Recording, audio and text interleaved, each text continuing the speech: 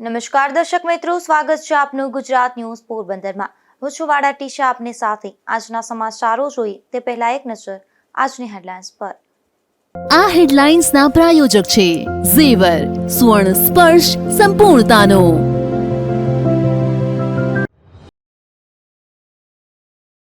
પોરબંદરના ઓડદર રોડ પર sewage treatment plant આવેલો છે, જે પ્લાન્ટમાં શહેરની ભૂગર્ભ ગટરનું પાણી ફિલ્ટર કરવામાં આવે છે। આ પ્લાન્ટ 15 દિવસથી બંધ હોવાથી પ્લાન્ટનું ગંદુ પાણી સીધો જ નિકાલ થાય છે, ત્યારે વહેલી તકે તેને કાર્યરત કરવા માંગ ઉઠી છે।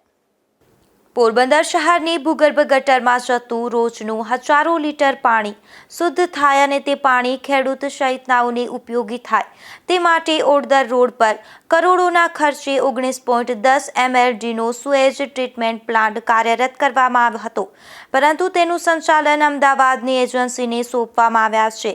પરંતુ આ પ્લાન્ટમાં અવારનવાર ફોલ્ટ સર્જાય છે, જેના લીધે ગંદા પાણીનો સીધો જ નિકાલ થાય છે।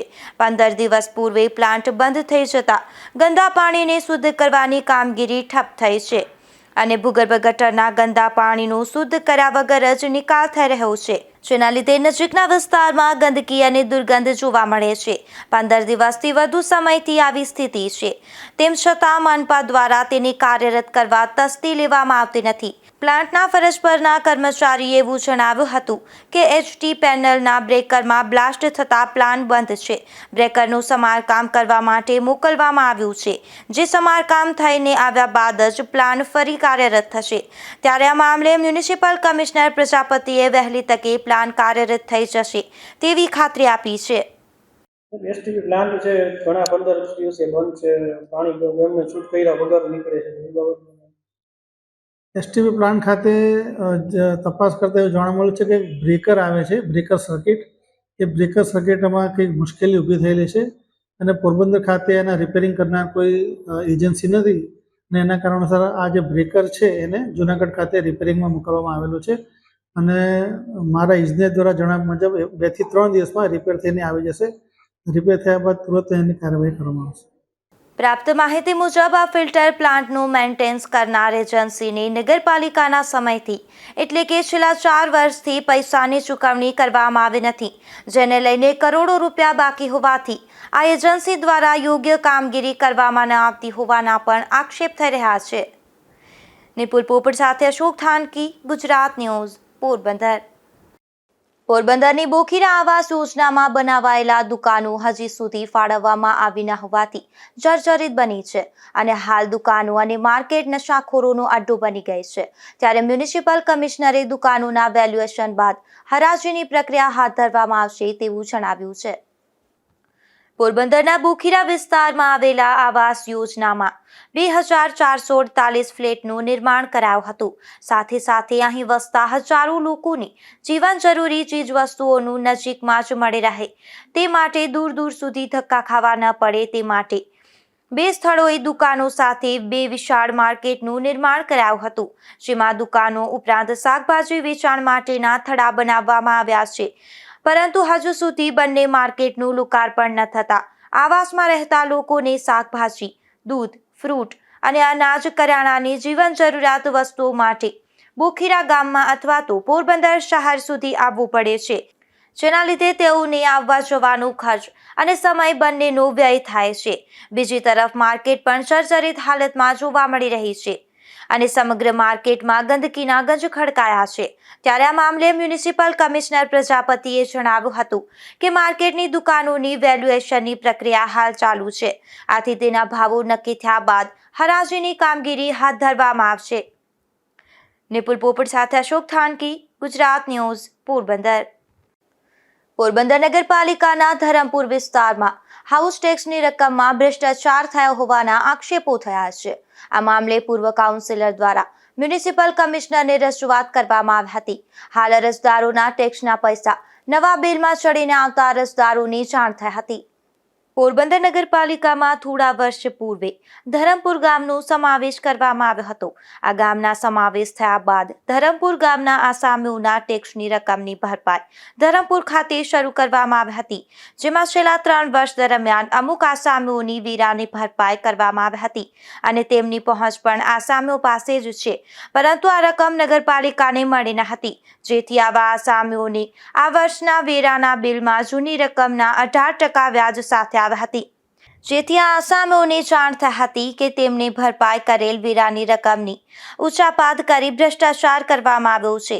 આ અંગે પૂર્વ કાઉન્સિલર દ્વારા મ્યુનિસિપલ કમિશનરને રજૂઆત કરવામાં આવી હતી. હું કમિશનર સાહેબને ધરમપુરના જે વર્ષો 21-22 અને 22-23ના વેરા જે લોકોએ ભરેલા છે એનું અહીંયા પોસ્ટિંગ નથી તેવું જાણવા મળ્યું છે, અને એ જ વેરા જે લોકોએ ભરી દીધા છે એનું વ્યાજ છે એટલું પાછું બિલ આપવામાં આવ્યું છે.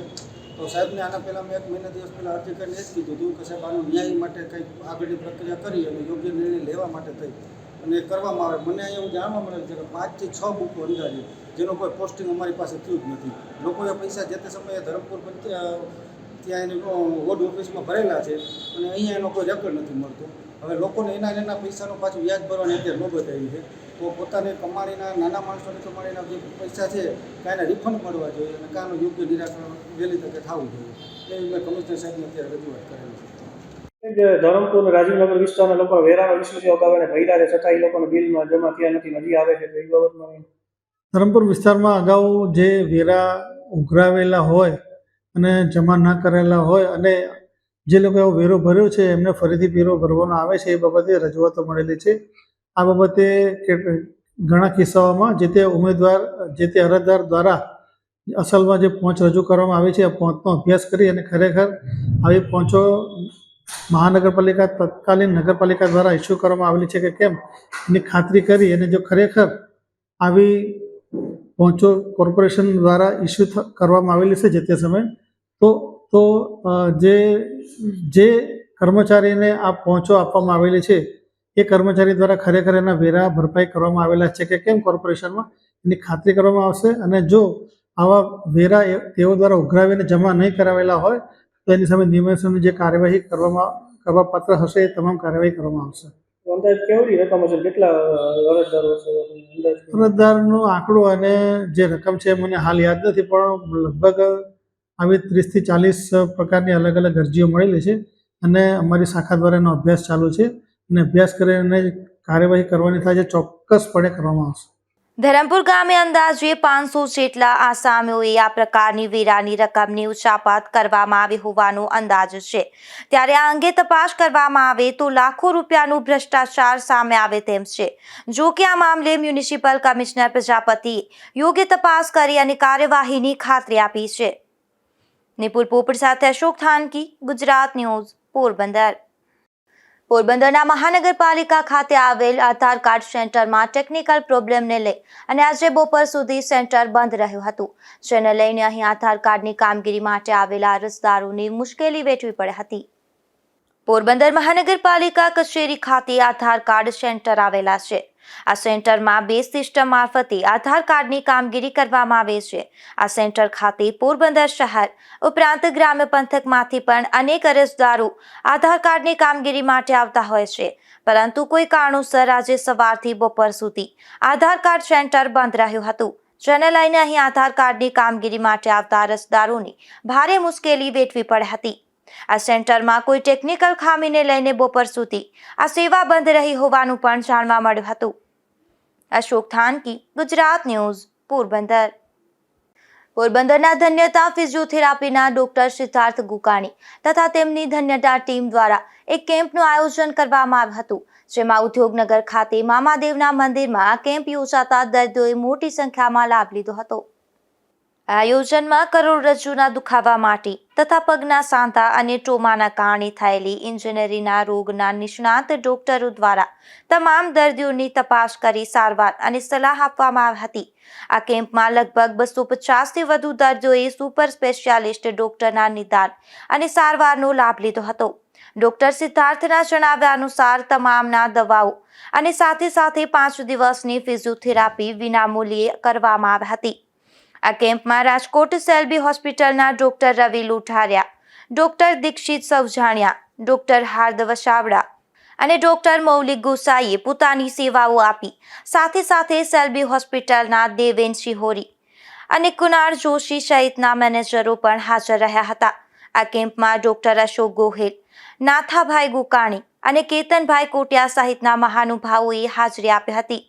આ કેમ્પના આયોજનમાં ધન્યતા ફિઝિયોથેરાપીના ડોક્ટર સિદ્ધાર્થ ગોકાણી અને ડોક્ટર રિતિજ્ઞા ગોકાણી તથા તેમની ટીમે જહેમત ઉઠાવી હતી.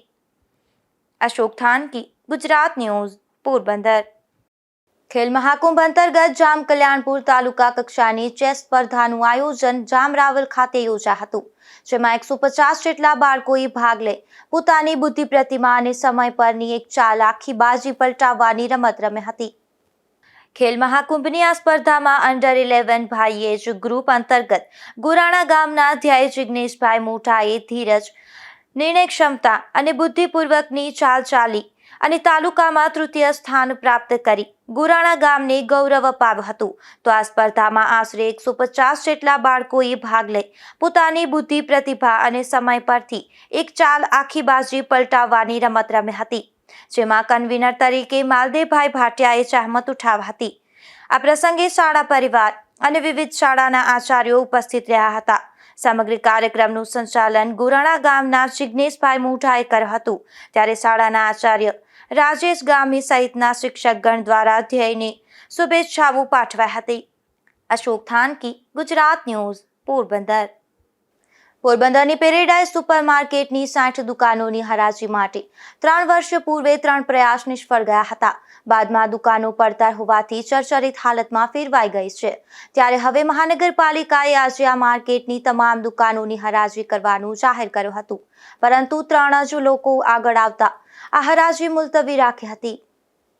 પોરબંદરમાં 1.5 દાયકાથી પણ વધુ સમય પહેલા પેરેડાઇઝ સિનેમા સામે પ્રજાના પરસેવાના લાખો રૂપિયા ખર્ચી 60 દુકાનો સાથેની સુપરમાર્કેટ બનાવવામાં આવી હતી.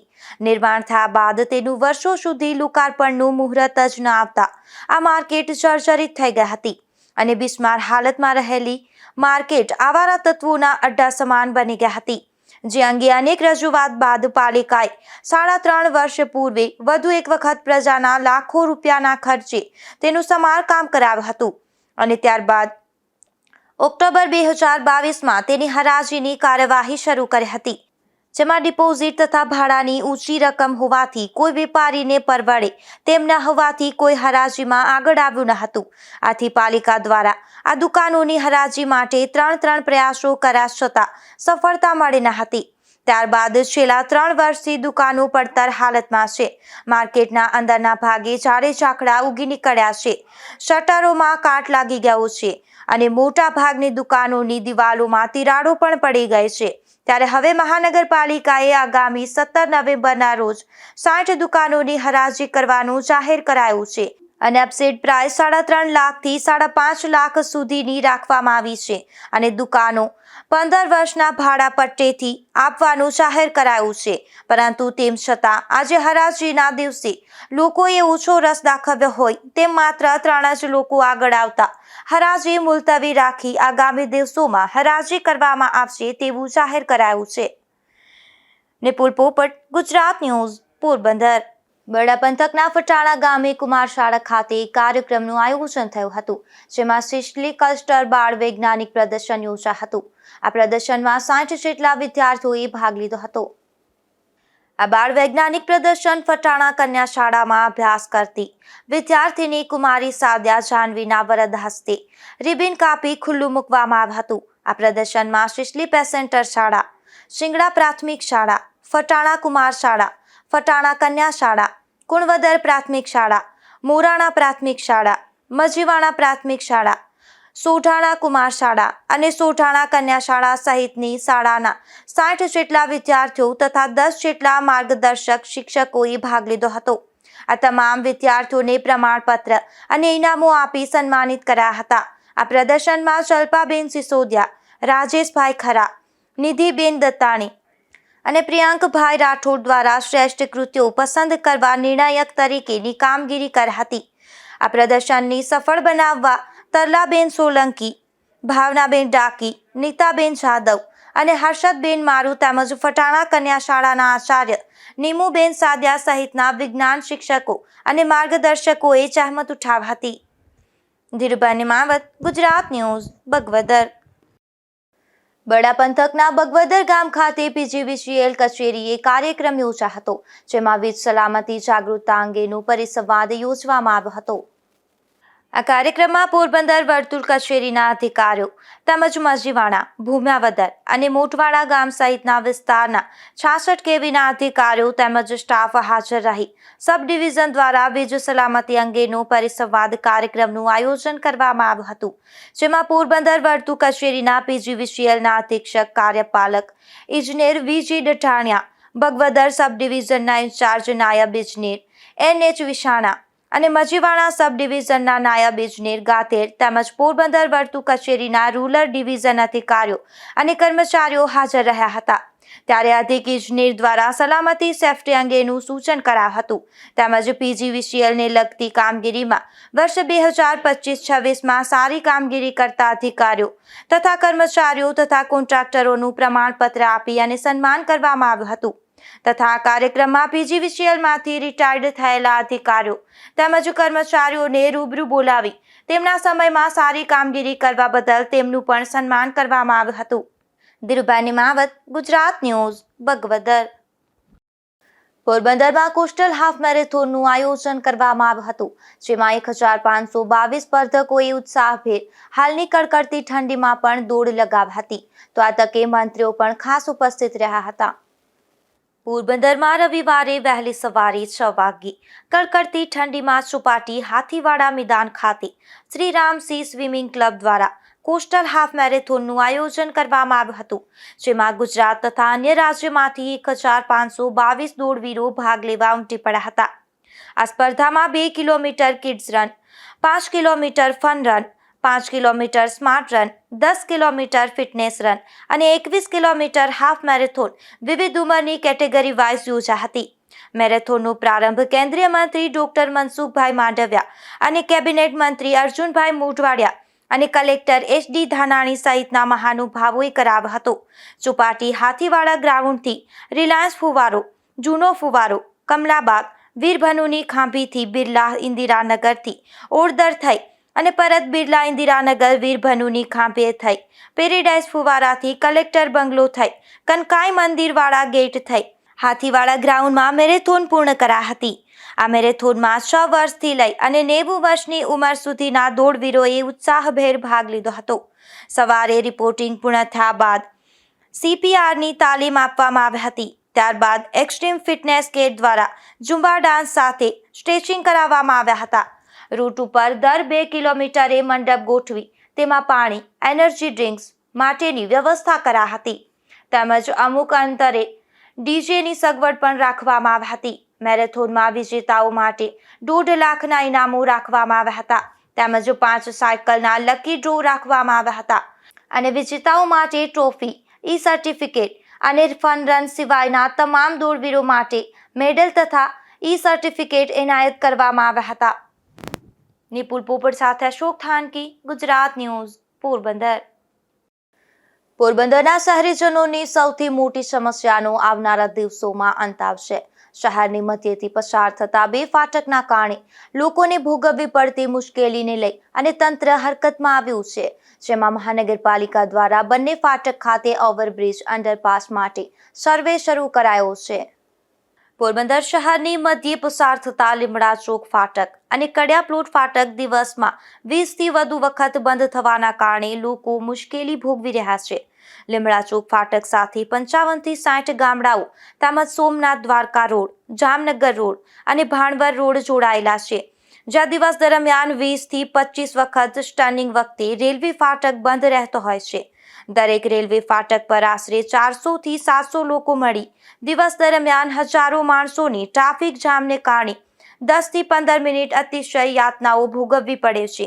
ત્યારે હવે મહાનગરપાલિકા દ્વારા લીમડા ચોક રેલવે ફાટક અને કડિયા પ્લોટ રેલવે ફાટક પર પ્રસ્તાવિત રેલવે ઓવરબ્રિજ અને અંડરપાસ પ્રોજેક્ટ માટે ટોપોગ્રાફી સર્વે શરૂ કરવામાં આવ્યો છે. ટોપોગ્રાફી સર્વે પૂર્ણ થયા બાદ કડિયા પ્લોટ ફાટક નજીક CVC એટલે કે ક્લાસિફાઈડ વોલ્યુમ કાઉન્ટ ટ્રાફિક સર્વે હાથ ધરવામાં આવશે, જ્યારે લીમડા ચોક ફાટક ખાતે ઓરિજિન એન્ડ ડેસ્ટિનેશન સર્વેની કામગીરી 1 અઠવાડિયામાં પૂર્ણ કરવામાં આવશે. ઉપરાંત રેલવે ઓથોરિટી પાસેથી મંજૂરી મેળવવા માટે જરૂરી નકશા અને અંદાજોની કામગીરી 1 મહિનાની અંદર પૂર્ણ કરવા વિશેષ નિર્દેશ આપવામાં આવ્યા છે. જો કે અગાઉ નગરપાલિકા હતી ત્યારે અહીં બંને ફાટક પર ઓવરબ્રિજ કે અંડરપાસ બનાવવા 7 વર્ષ સુધી દર બજેટમાં કરોડો રૂપિયા ફાળવવામાં આવતા હતા, પરંતુ કોઈ કામગીરી કરવામાં ન આવી હતી. ગત જાન્યુઆરી માસથી મહાનગરપાલિકા જાહેર થતા બંને ફાટકની સમસ્યાનું નિરાકરણ લાવવાની માંગ તેજ બની હતી. ત્યારે હવે મહાનગરપાલિકા દ્વારા સર્વે શરૂ થતાં લોકોને હવે ફાટકની સમસ્યાથી મુક્તિ મળશે તેવી આશા જાગી છે, કારણ કે વારંવાર ફાટક બંધ થવાના હિસાબે ટ્રાફિક સમસ્યા સર્જાય છે, જેમાં સામાન્ય નાગરિકો, સ્મશાન યાત્રાના વાહન, ભયંકર અકસ્માતો, સર્પદંશ, ગંભીર મારામારી, ગંભીર બીમારીઓ તથા સગર્ભા પ્રસ્તુતા બહેનો વગેરેને લઈને જતી એમ્બ્યુલન્સ સહિતની એમરજન્સી વાહનો બંને બાજુ વાહનોના ખડકલાના કારણે ફસાઈ જાય છે અને આ દવાખાને સમયસર પહોંચી ન શકવાને કારણે, યોગ્ય સમયે એમરજન્સી સારવાર ન મળવાને કારણે અનેક વખત લોકો મોતના મુખમાં ધકેલાયા હોવાના પણ બનાવ સામે આવ્યા છે. નિપુલ પોપટ, ગુજરાત ન્યૂઝ, પોરબંદર.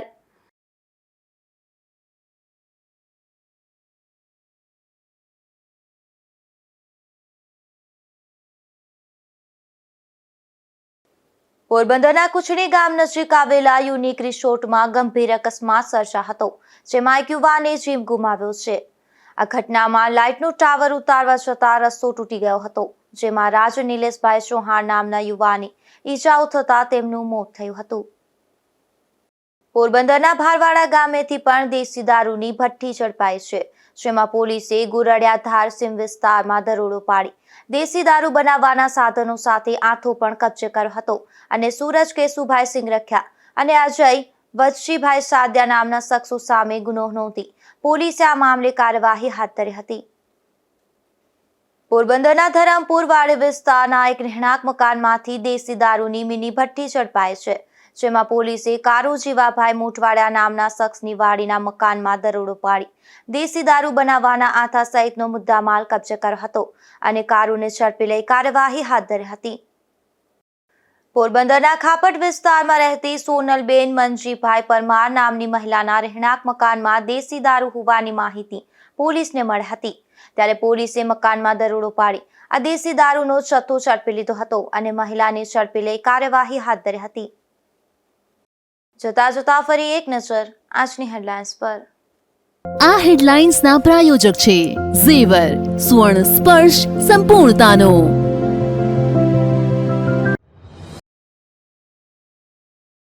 ફરી મળીશું આવતીકાલે આ જ સમયે નવા સમાચારો સાથે.